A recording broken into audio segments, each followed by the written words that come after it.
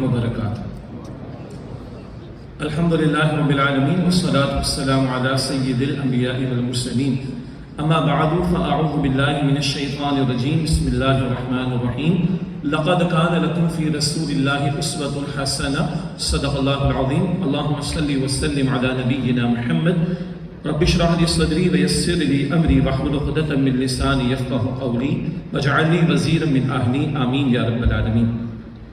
سب سے پہلے تو میں اللہ تعالیٰ کا شکر ادا کرتا ہوں کہ بڑی ہی ایک مؤثر اور بابرکت محفل میں ہم شریک ہیں، اور استاد محترم بانی تنظیم اسلامی صدر مؤسس انجم الخدام القرآن محترم ڈاکٹر اسرار احمد صاحب رحمۃ اللہ علیہ کی مساعی اور خدمات قرآنی اور خدمات دین کے حوالے سے ہم صبح سے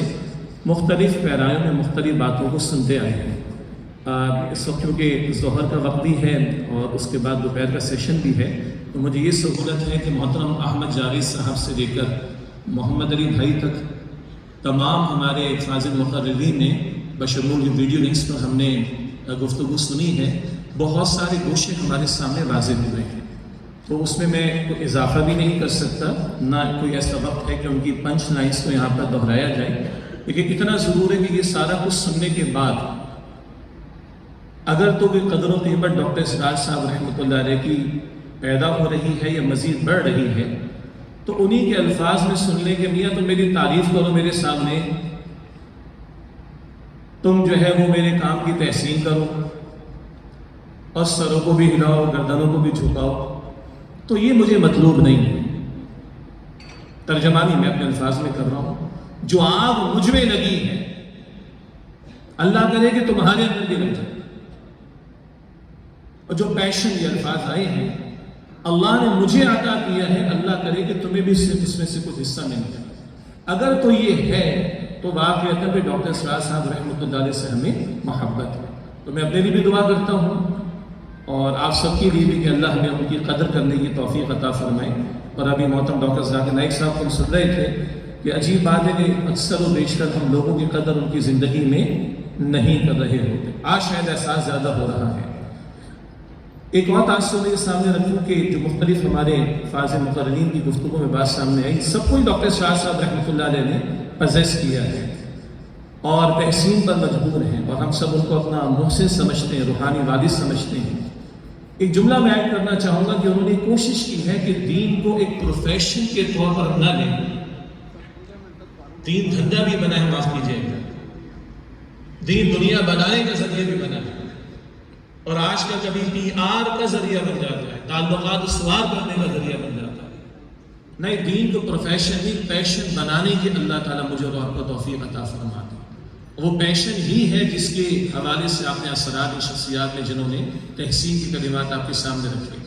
لائٹر سائڈ پہ یہ کہ اکثر ہمارے فاضل مقررین وہ ہیں کہ اپنی پروفیشنل تعلیم انہوں نے مکمل کر لی، لیکن اس کے دوران میں ڈاکٹر صاحب ان کو پروسیس کر لیا، پھر کئی ایک نے پروفیشن کو چھوڑا۔ میرا مسئلہ یہ رہا کہ میں اپنی چارٹرڈ اکاؤنٹنسی پوری نہیں کر سکتا۔ ایک ہماری آڈٹ ٹریننگ ہوتی ہے 4 ایئرس کے آرٹیکل جس سے کہا جاتا ہے، اور ایک چارٹرڈ اکاؤنٹنسی کے پیپرز ہوتے ہیں جو پاس کریں گے تو آپ چارٹرڈ اکاؤنٹنٹ کہلائیں گے۔ تو میں ایک نامکمل چارٹرڈ اکاؤنٹنٹ ہوں کہ جس کو ڈاکٹر اسرار صاحب نے پروسیس کر لیا پیپرز کے دوران میں، آرٹیکلشپ کے دوران میں، اور ابھی آڈٹ کرنا سیکھنا ہی شروع کیا تو اس کے دوران میں، اور نو ریگریٹس الحمدللہ۔ اس سے بڑا اللہ تعالیٰ نے موقع دیا اور اللہ تعالیٰ نے اپنی کتاب اور اپنے دین کے لیے قبول کیا۔ اللہ تعالیٰ ان کے درجات بلند فرمائے، اور جتنے خوبصورت پہلو ہمارے سامنے آئے ان سے ہمیں بھی کوئی اللہ تعالیٰ ترغیب عطا فرمائے کہ ہم بھی خدمت قرآنی کے مشن میں اور خدمت دین کے مشن میں آگے بڑھنے کی کوشش کریں۔ میں نے آیت کریمہ تلاوت کی جس کا حوالہ بھی آیا تھا ڈاکٹر خاقانی صاحب کی گفتگو میں، لقد کان لکم فی رسول اللہ اسوۃ حسنہ، رسول اللہ علیہ السلام کی زندگی میں تمہارے لیے بہترین نمونہ موجود ہے۔ اور ابھی ڈاکٹر ذاکر نائک صاحب نے وہ 3 مقامات کا حوالہ دے کر کہ هو الذی ارسل رسولہ بالہدی ودین الحق لیظہرہ علی الدین کلہ، کتاب بھی عطا ہوئی، دین حق بھی عطا ہوا، مگر صرف پڑھنے پڑھانے کے لیے نہیں، صرف نشر و اشاعت کے لیے نہیں، صرف چھاپ دینے کے لیے نہیں، یہ سب بھی ضروری ہے۔ جو 50 برس کی تاریخ ہے جس کی مزید تفصیلات اگلے سیشن میں آئیں گی، ضروری کام ہے، البتہ اس قرآن کا نظام نافذ ہو، اس دین حق کا غلبہ ہو، یہ مشن محمد مصطفیٰ صلی اللہ علیہ وآلہ وسلم کا تھا۔ چنانچہ ان دونوں پہلوؤں کے اعتبار سے اگر ایک طرف 1972 میں ڈاکٹر اسرار صاحب رحمۃ اللہ علیہ نے مرکزی انجمن خدام القرآن لاہور میں قائم فرمائی باقاعدہ، تو انہوں نے ہی 1975 میں تنظیم اسلامی بھی قائم فرمائی۔ ایک طرف قرآن حکیم کی دعوت ہے، نشر و اشاعت ہے، ترویج ہے، اس کے پیغام کو عام کرنا ہے، ہائیسٹ انٹلیکچوئل لیول پر بھی کوشش، اور عوام الناس کا بھی قرآن حکیم سے ایک زندہ تعلق قائم کرنا۔ ایک طرف اگر یہ خدمات قرآنی ہیں تو بہت واضح انداز انہوں نے بیان فرمایا کہ یہ اصل مقصود نہیں، اس سے آگے بڑھ کر وہ دین حق کی ذمہ داری، جس کو ڈاکٹر ذاکر نائک صاحب نے الفاظ ہمارے سامنے اقامت دین کی جد و جہد کا معاملہ، خاکمانی صاحب نے خاصی اس کے تعلق سے وضاحتیں ہمارے سامنے رکھ دی۔ ان تمام پہلوؤں کے اعتبار سے دونوں باتیں سم اب اگر کریں تو ایک طرف قرآن کو لے کر کھڑا ہونا، یہ انجمن خدام القرآن کے پلیٹ فارم سے محنتیں الحمدللہ اللہ قبول فرمائے، تو دوسری طرف ایسی صحیح روحوں کو تلاش کرنا جنہیں قرآن کریم پزیس کر لے، انہیں منظم جماعت بنانا، ان کی تربیت کرنا، انہیں اللہ والا بنانا، منظم شکل دینا، تاکہ وہ میدان میں اتر کر غلبہ دین، اقامت دین کی جد و جہد کے لیے اپنے آپ کو میدان میں لا سکے۔ اس کے لیے ڈاکٹر اسرار صاحب رحمۃ اللہ علیہ نے تنظیم اسلامی قائم فرمائی۔ الحمدللہ یہاں ہمارے معزز احباب بھی موجود ہیں، اراکین انجمن خدام القرآن بھی موجود ہیں، اور رفقائے تنظیم اسلامی بھی موجود ہیں۔ میں گزارش کروں گا، ایک خطاب ڈاکٹر صاحب نے کیا تھا کراچی میں، کراچی کی قرآن اکیڈمی میں، جس کو مرتب پھر کیا ہمارے ایک اور استاد انجینئر نوید احمد صاحب مرحوم نے، اللہ ان کے درجات بلند فرمائے، اور اس کو انجمن خدام القرآن سندھ نے کتابچے کی شکل میں شائع بھی کیا۔ انجمن خدام القرآن اور تنظیم اسلامی کا باہمی ربط کیا ہے۔ میری گزارش ہے کہ وہ آپ کی نگاہوں سے گزرے۔ یہ دونوں ادارے ڈاکٹر اسرار صاحب نے قائم کیے ہیں، اور ہم ان دونوں کو اون کرتے ہیں اور دونوں کو ساتھ لے کر چلنا چاہتے ہیں۔ چنانچہ ڈاکٹر صاحب فرماتے تھے رحمۃ اللہ علیہ، جو انجمن خدام القرآن کے اراکین ہیں وہ تنظیم اسلامی میں بیعت کر کے شامل ہوں، تاکہ ہم آہنگی بھی رہے، ربط بھی رہے، اور ساتھ ساتھ ان دونوں اداروں کو لے کر ہم چلیں۔ اور وہ رفقائے تنظیم اسلامی جو بیعت کر کے تنظیم اسلامی میں شامل ہیں، وہ انجمن خدام القرآن کی رکنیت حاصل کریں، اس کے ممبر بنے،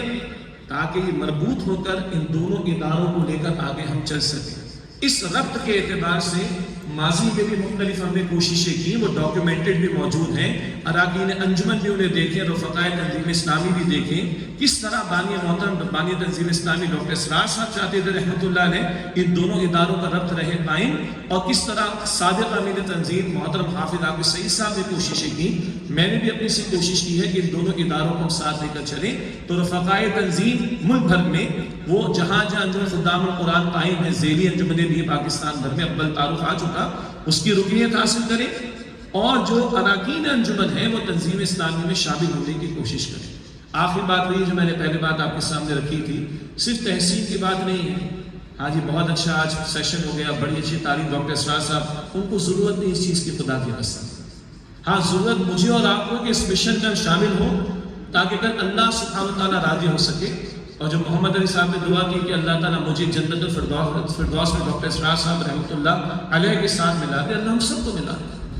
اور اسی کے تناظر میں جو ایک حوالہ محترم ڈاکٹر عبدالسمیع صاحب نے دیا تھا، منہج انقلاب نبوی کا صلی اللہ علیہ وسلم، وہ ارلی 80s کے 11 خطبات جمعہ جو آج موجود بھی گفٹ ہیمپر کی صورت میں یا ہدیۃً بھی دستیاب ہوگا، یا اس کا ایک 2.5 گھنٹے کا ورژن ہے۔ اب یہ بھی تو معاملہ تھا نا کہ 2-2.5 گھنٹے سے کم میں ڈاکٹر صاحب کی بات بھی پوری سمجھ نہیں آتی تھی،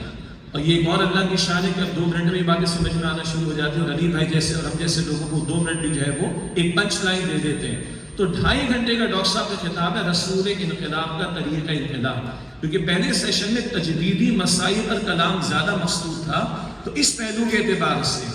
ایک ہے سیرت کا مطالعہ، ایک ہے فلسفہ سیرت کا مطالعہ، ایک ہے سیرت النبی زیرو سے اینڈ تک، ایک ہے فلسفہ کہ حضور نے مکے میں تلوار کیوں نہ اٹھائی، مدینے میں کیوں اٹھائی، ایک ہے رسول اللہ سے تعلیم اور تربیت اور تزکیہ